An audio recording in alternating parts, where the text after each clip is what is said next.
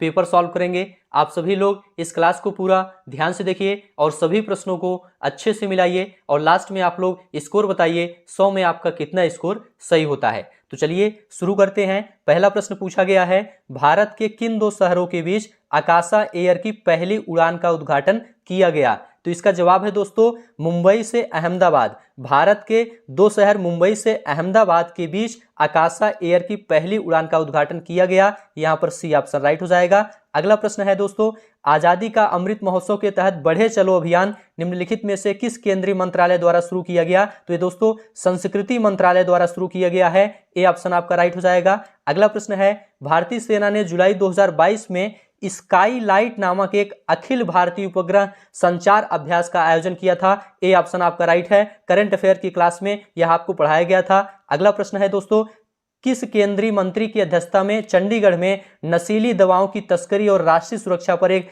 राष्ट्रीय सम्मेलन आयोजित किया गया था? तो यह भी दोस्तों करंट अफेयर में पढ़ाया गया था। इसका जवाब है दोस्तों अमित शाह। चलिए आगे बढ़ते हैं। अगला प्रश्न है, निम्नलिखित में से कौन सा राज्य भारत में पहला हर घर जल प्रमाणित राज्य बन गया है? तो करंट अफेयर की क्लास में यह भी प्रश्न दोस्तों आपको पढ़ाया गया था। यहां पर आपका राइट आंसर हो जाएगा ए ऑप्शन गोवा। चलिए आगे बढ़ते हैं। निम्नलिखित में से कौन भारत का पड़ोसी देश नहीं है? तो यहां पर दोस्तों आपका राइट आंसर है यूएई। यूएई भारत का पड़ोसी देश नहीं है। चीन, मालदीव, म्यांमार ये सभी भारत के पड़ोसी देश हैं। सी ऑप्शन आपका राइट है। अगला प्रश्न है, निम्नलिखित में से किस आईआईटी ने भारतीय भाषा प्रौद्योगिकी को आगे बढ़ाने के लिए A14 भारत में नीले कड़ी केंद्र की शुरुआत की है? तो इसका जवाब है दोस्तों आईआईटी मद्रास। आगे बढ़ते हैं। अगला प्रश्न देखेंगे, स्वतंत्रता के बाद भाषा के आधार पर बने भारत के पहले राज्य का नाम बताइए। तो पहला राज्य है दोस्तों आंध्र प्रदेश। डी ऑप्शन आपका राइट हो जाएगा। लोकसभा में पद धारण करने की न्यूनतम आयु है? तो इसका जवाब है दोस्तों न्यूनतम आयु 25 वर्ष है। सी ऑप्शन आपका राइट हो जाएगा। अगला प्रश्न है, अंतरराष्ट्रीय जैव विविधता दिवस किस तारीख को मनाया जाता है? तो यह भी आपको पढ़ाया गया है। इसका जवाब है ए ऑप्शन 22 मई। आगे बढ़ते हैं दोस्तों, निम्नलिखित में से कौन सा विश्व का सबसे बड़ा नदी द्वीप है? तो यह भी क्लास में आपको पढ़ाया गया है और यहां पर आपका राइट आंसर हो जाएगा बी ऑप्शन माजुली द्वीप। चलिए आगे बढ़ते हैं। सभी प्रश्न ध्यान से मिलाते हुए चलिए। निम्नलिखित में से हंगरी की राष्ट्रीय मुद्रा क्या है? तो इसका जवाब है दोस्तों हंगेरियन फोरिंट। क्या है? हंगेरियन फोरिंट है। डी ऑप्शन आपका राइट हो जाएगा। चलिए आगे बढ़ते हैं। अंतरराष्ट्रीय ओलंपिक समिति का मुख्यालय कहां पर है? तो इसका जवाब है दोस्तों स्विट्जरलैंड में है। कहां पर है? अंतरराष्ट्रीय ओलंपिक समिति का मुख्यालय स्विट्जरलैंड में है। ए ऑप्शन आपका राइट हो जाएगा। आगे बढ़ते हैं। निम्नलिखित में से किसने प्रसिद्ध पुस्तक पावर्स ऑफ द माइंड लिखी है? तो इसका जवाब है दोस्तों स्वामी विवेकानंद ने। ठीक है, ए ऑप्शन आपका राइट है। चलिए आगे बढ़ते हैं। सभी प्रश्न आप लोग ध्यान से देखते हुए चलिए। यूएनएफसीसी का अर्थ निम्नलिखित में से क्या है? तो इसका अर्थ है दोस्तों A option United Nations framework convention on climate change. A option आपका राइट है। चलिए आगे बढ़ते हैं। अगला प्रश्न देखेंगे, नौटंकी निम्नलिखित में से किस राज्य का लोक नृत्य है? तो इसका जवाब है दोस्तों ये उत्तर प्रदेश का लोक नृत्य है। डी ऑप्शन आपका राइट हो जाएगा। चलिए आगे बढ़ते हैं। अब यहां से दोस्तों गद्यांश पर आधारित प्रश्न को देखेंगे। तो गद्यांश को नहीं पढ़ेंगे, सीधा प्रश्न को देखते हैं।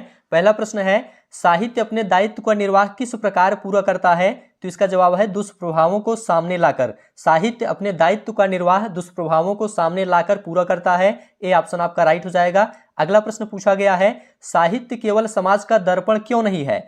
तो इसका जवाब है क्योंकि साहित्य द्वारा समाज की विडंबनाओं और विसंगतियों पर प्रहार करके उनमें सुधार लाने की कोशिश की जाती है। डी ऑप्शन आपका राइट हो जाएगा। अगला प्रश्न है, प्रस्तुत गद्यांश का सर्वाधिक उचित शीर्षक क्या हो सकता है? तो इसका उचित शीर्षक साहित्य और समाज है। डी ऑप्शन आपका राइट है। अगला प्रश्न पूछा गया है, साहित्यकार समाज के प्रति अपने उद्देश्य को कैसे परिपूर्ण करता है? तो इसका जवाब है दोस्तों डी ऑप्शन, साहित्यकार समाज में अपनी कृतियों द्वारा आशा का संचार करता है और उत्साह एवं कर्तव्यवाद का संदेश देता है। तो डी ऑप्शन आपका राइट हो जाएगा। अगला प्रश्न पूछा गया है, साहित्य हमें किस तरह से पुरानी पीढ़ियों की जानकारी देता है? तो इसका जवाब है दोस्तों ए ऑप्शन, राष्ट्र का इतिहास, गरिमा, संस्कृति, सभ्यता, पूर्वजों के विचार, अनुसंधान आदि तत्कालीन साहित्य द्वारा ही जाने जा सकते हैं। ए ऑप्शन आपका राइट हो जाएगा। अगला प्रश्न देखेंगे। अब यहां से दोस्तों फिर से गद्यांश दिया गया है, तो चलिए सीधे प्रश्न को देखते हैं। प्रश्न क्या पूछा गया है गद्यांश पर आधारित? पहला प्रश्न पूछा गया है, सत्य और अहिंसा के मार्ग को अश्व की धार पर चलने के समान क्यों बताया गया है?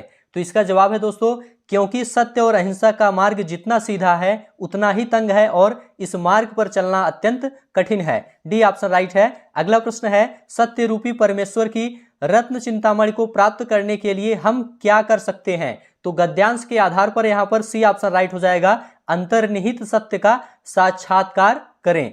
चलिए आगे बढ़ते हैं। गद्यांश में चिरस्थायी शब्द का कौन सा विलोम शब्द प्रयुक्त हुआ है? तो इसका यहां पर बी ऑप्शन राइट हो जाएगा, क्षणभंगुर। चिरस्थायी शब्द का विलोम क्षणभंगुर, बी ऑप्शन आपका राइट हो जाएगा। अगला प्रश्न है, सत्य की तलाश कैसे की जानी चाहिए? तो इसका जवाब है दोस्तों सी ऑप्शन, श्रद्धा पूर्वक अंतः विद्यमान सत्य के मार्ग पर आगे बढ़ते हुए इस सत्य का साक्षात्कार करें। अगला प्रश्न पूछा गया है, जिज्ञासु को सत्य व अहिंसा के पथ पर चलते समय संकटों का सामना कैसे करना चाहिए? तो इसका जवाब है, संकटों को सहते हुए निमित्त नाश किए बिना आगे बढ़ना चाहिए। डी ऑप्शन आपका राइट है। सभी प्रश्न आप लोग ध्यान से देखते हुए चलिए और सभी प्रश्नों को अच्छे से मिलाते हुए चलिए। अब यहां से दोस्तों तालिका शुरू है, तो तालिका पर आधारित जो प्रश्न पूछा गया है पहले उसे देखेंगे। दी गई अवधि के दौरान कंपनी द्वारा भुगतान की गई बोनस की कुल राशि इस अवधि के दौरान भुगतान की गई वेतन की कुल राशि का लगभग कितना प्रतिशत है? तो यहां पर देखिए, पहले बोनस की कुल राशि का योग निकालेंगे, फिर वेतन की कुल राशि का योग निकालेंगे, फिर दोनों का प्रतिशत निकालेंगे। तो प्रतिशत निकालेंगे तो यहाँ पर 0.6% आपका आंसर आ जाएगा। ठीक है, नेक्स्ट क्लास में दोस्तों इसको अच्छे से डिटेल में सॉल्व करके दिखाएंगे। अभी आप लोग आंसर मिलाते हुए चलिए। 2011 में इन सभी मदों पर कुल व्यय 2015 में कुल व्यय का लगभग कितना प्रतिशत था? तो 68.33% था। यहाँ पर ए ऑप्शन राइट हो जाएगा। इस अवधि के दौरान कंपनी को प्रतिवर्ष ब्याज की औसत राशि कितनी चुकानी पड़ी? तो यहां पर दोस्तों आपका राइट आंसर हो जाएगा 26.66 लाख। डी ऑप्शन आपका राइट है। आप लोग ध्यान से आंसर मिलाते हुए चलिए। नेक्स्ट क्लास में इसको हम अलग अलग सब्जेक्ट को अच्छे से सॉल्व करते हुए चलेंगे। यहां पर पूछा गया है, सभी वर्षों के लिए करों पर कुल व्यय और सभी वर्षों के लिए ईंधन और परिवहन पर कुल व्यय के बीच का अनुपात क्रमशः कितना है? तो इसका अनुपात 109:151 है। डी ऑप्शन आपका यहां पर राइट हो जाएगा। अगला प्रश्न है, वर्ष 2013 के दौरान इन मदों पर कंपनी का कुल व्यय कितना है?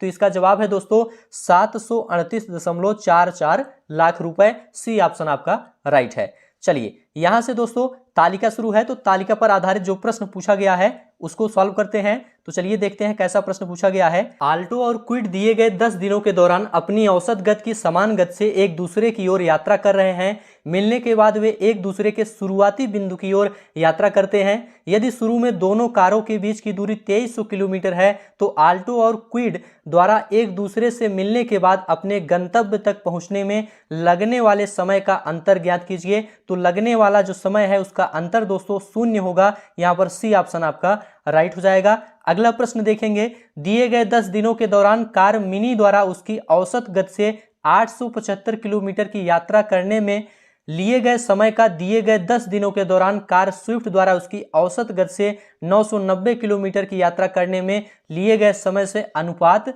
ज्ञात कीजिए। तो यहाँ पर दोस्तों अनुपात जो आएगा वह आएगा आपका 56:99 आएगा। सी ऑप्शन आपका यहाँ पर राइट हो जाएगा। अगला प्रश्न है, 10 दिनों के दौरान आल्टो और टियागो की औसत गति का अनुपात क्या था?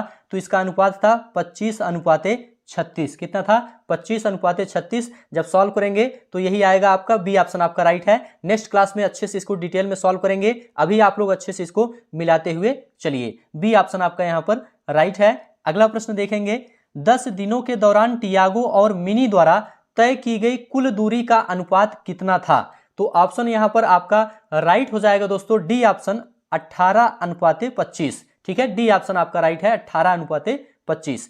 चलिए अगला प्रश्न है, यदि सभी कारों द्वारा 10 दिनों में तय की गई कुल दूरी कार ए और कार बी क्रमशः 150 घंटों और 300 घंटों में तय करती है तो कार ए और बी की औसत गति के बीच का अंतर ज्ञात कीजिए। तो यहां पर अंतर आएगा दोस्तों औसत गति का 61 किलोमीटर प्रति घंटा। बी ऑप्शन आपका राइट हो जाएगा। अब यहां से दोस्तों रेखा आलेख दिया गया है, तो चलिए इस पर आधारित जो प्रश्न पूछा गया है उसे देखते हैं। पहला प्रश्न पूछा गया है, 2003 के दौरान कंपनी में कार्यरत कर्मचारियों की संख्या क्या थी? तो इसका जवाब है दोस्तों 5300। यहां पर सी ऑप्शन राइट हो जाएगा। अगला प्रश्न पूछा गया है 2002 से 2003 तक कर्मचारियों की संख्या में लगभग कितने प्रतिशत की वृद्धि या कमी हुई? तो यहां पर आपका राइट आंसर है 1%। ए ऑप्शन आपका राइट हो जाएगा। अगला प्रश्न है 2003 में कंपनी में काम करने वाले कर्मचारियों की संख्या 2006 में कंपनी में काम करने वाले कर्मचारियों की संख्या का लगभग कितने प्रतिशत थी? तो इसका जवाब है 96.15%। डी ऑप्शन आपका राइट है। ध्यान से आप लोग मिलाते हुए चलिए। दी गई अवधि के दौरान किसी भी वर्ष में कंपनी में शामिल होने वाले कर्मचारियों की न्यूनतम संख्या का कंपनी छोड़